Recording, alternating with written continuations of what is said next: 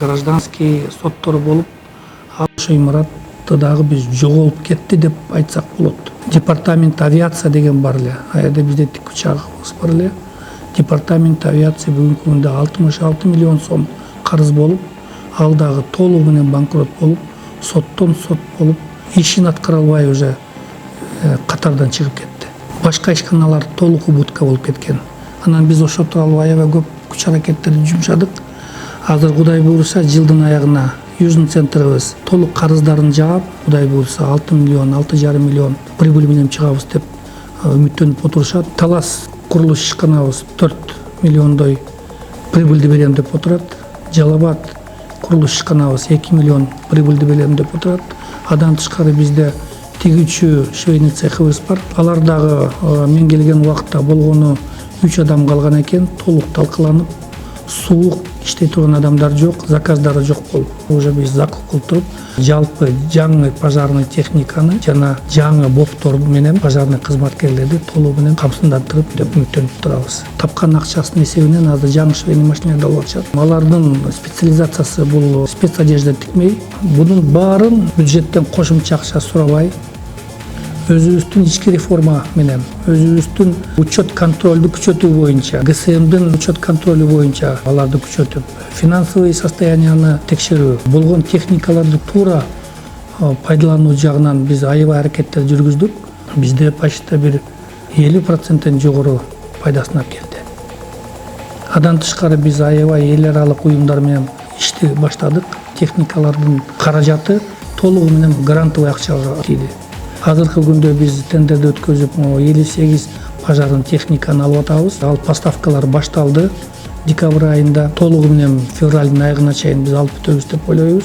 Ал дагы толук грантовый акчага бизге келип атат. Биздин президентибиздин мындай түзмө-түз тапшырмасы менен биз 21-жылы мен керектүү кагаздарды даярдап өкмөткө сунуштап бердим. Акылбек Усанбекович аны 22-жылдын бюджетине киргизди. Кудай буйруса биздин военнослужащийлерибиз 22-жылдан баштап айлыгы 50% көбөйөт. Бобек Эргешевичтин демилгеси менен 2014-жылдан бери көтөрүлбөй келе жаткан аскер кызматкерлеринин айлык маянасын көтөрүү бирден бир негизги максат болуп, быйыл 2022-жылдын 1-январынан тартып аскер кызматкерлеринин айлык маянасы көтөрүлөт. 2020-жылы министрибиз Бобек Эргешевич Ажикеев кызматка дайындалганда жалпысынан 2017-жылдан бери келе жаткан 103 миллион сомдук кредитордук карыздар бар эле. Бобек Эргешевич эң биринчилерден болуп, ошол карыздарды кутулууга өзүнүн салымын кошту. Бул жалпы өкмөттүн аракети жана президенттин берген саясий тапшырмасы. Мен ойлойм, бирде ошо биздин президентибиз Садыр Нуркожоевич биздин жашоо шартыбызды көтөргөнгө аябай көп көңүл буруп, өзгөчө көзөмөлүн алып ишин алып барып атат. Ошого жараша биздин өкмөтүбүз дагы президентибиздин тапшырмасын аткарганга аракеттенип, ушундай биздин сунуштарыбызды колдоп келип атат. 2022-жылы келип аткан пожарный техникалардан сырткары дагы алабыз деп ойлоп атабыз, пландаштырып. Россия мамлекети 20 миллион сомдук жардам беребиз деп убадасын берип турат. Кудай буйруса ал ишке ашып калса, аяктан дагы аябай көп санда пожарный техникалар келет. Тик учак келет. Адан тышкары бизде Кытай эли дагы чоң жардамды көргөнгө аракетин жүргүзүп, алардын жардамы менен дагы жылдын аягына чейин аябай көп сандуу техникалар бул жака келет. Министр Бобек Ажикеев ошо Кытай Эл Республикасынын бияктагы элчиси менен жолукканда алар толук ынандырып кетти. Уже баягы баштапкы этабы уже башталып калды. Анан Кудай буйруса 22-жылы ошо техникалар да келмекчи да.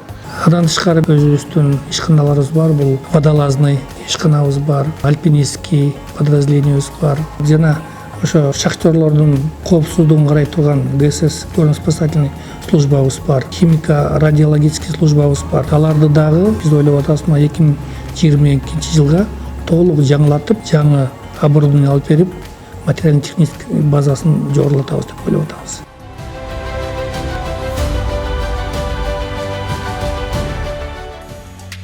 Инсарак деген эл аралык спасательный служба бар. Бул элитный подразделение кайсы мамлекетте болбосун кырсык. Ошол жака ошо элита Инсарак спасательный службасы барып ошол жерге катышып ошо түзмө-түз өзүнүн жумушун аткарат. Мындай службалар аябай күчтүү мамлекеттерде бар. Мисалы айтсак, Японияда, Россияда, Турцияда жана башка мамлекеттерде. Бүгүнкү күндө ал службабыз бизде жок эле. Инсарак службасына кириш үчүн жөндөн-жөн ар каалаган мамлекет кире албайт.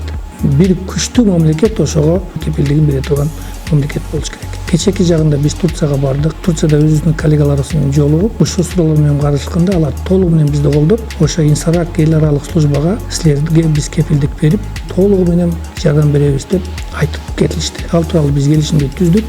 Кудай буйруса, мына 2022-жылы ошо Инсарак службасы түзүлсө, ал служба жалпы спасательный службанын да деңгээлин кыйла бир нече уровеньге көтөрүп чыгат деп ойлоп атабыз.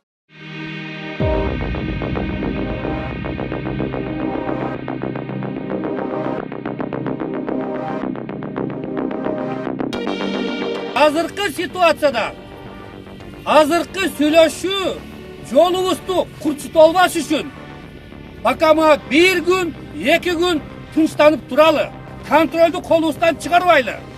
Зорго сүйлөштүрүп, азыркы ситуацияга биз алып келдик. Мына өзүңөр угуп атасыңар. Бир дагы даңгылдаган жок, бир дагы атышуу болгон жок, бир дагы крупный масштабный бир боевой действие болгон жок. Могу ситуацияны кичине азмаздан парды азайтып түшүрөлү. Баткен окуясында биздин элчилик аябай активдүү катышып, өзүнүн жумушун жогору деңгээлде көргөздү. Бул мен биринчи ирет өзүбүздүн кызматкерлерибизди белгилеп кетсем болот. Алардын так иш алып баруусу, алардын ошо ишке берилип түнүгүн иштегенине күбө болуп көрүп жүрдүм. Ошо биринчи күндөн баштап ошо Баткен окуясында мен ошо Баткенде болуп, ошол жерде өзүм түзмө-түз башкаруу жумуштарын жүргүзүп аттым. Гуманитарный жүктөрдү кабыл алып, аларды жеткизип аттык. Бир сутканын ичинде биз 30 000 адамдан ашыкча эвакуациялар жүргүзүп Баткенге жайгаштырдык. Убагында тамак аш менен камсыздандырып, медициналык кызматты дагы аларга жүргүздүк. Ошол окуяга биз эл аралык уюмдарды дагы тартып алып барып көргөзүп, алардын дагы жардамын биз жакшы көрдүк. Андан тышкары гуманитарный жардам, биздин элибиз ушунчалык уюмдаш болуп, ошол гуманитарный жардамдарды биз даже алып таркатканга үлгүрбөй калбаттык. Бирок аны таркатаар менен калып кеткен элдер, тамак ашы калып кеткен элдер ушунчалык кыргыз элине рахматын айтып, эми ошо Баткен окуясы бизде аныгы көргөздү канчалык биздин кыргыз элибиз ынтымак болуп, кыйынчылык болгондо бир кол, бир муштум болуп жардам көргөзгөнүбүздүн белгиси болуп көрүндү деп ойлойм.